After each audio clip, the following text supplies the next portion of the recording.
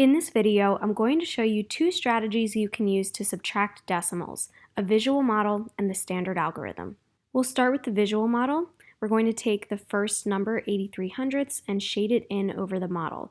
To do this, I'm going to take one of the pink rods, drag it over the model, and stretch it to cover 8 columns, which is 8/10ths or 80 hundredths. To represent the remaining 3 hundredths, you can either drag one of the rods or one of the squares over the 9th column and then adjust it or stretch it so that it covers just 3 of the squares. Now to represent subtracting 37 hundredths, we're going to start with the last shaded in square of the model, and we're going to drag X's over them, starting with the last 3 hundredths. To shade in a full column, drag the column of X's over it. So we'll start with the last column that's fully shaded.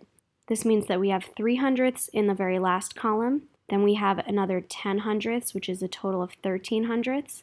Drag another column to make 23 hundredths, and another column of X's to make 33 hundredths. In order to cross out a total of 37 hundredths, we need to cross out 4 more hundredths. So we'll start at the bottom of the next fully shaded column.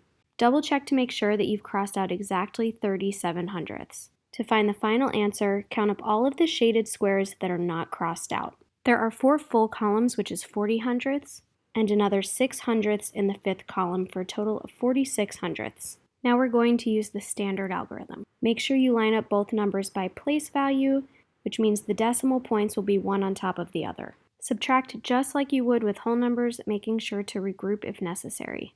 When you do this, 83 hundredths minus 37 hundredths is 46 hundredths, which matches the answer that we got with the visual model.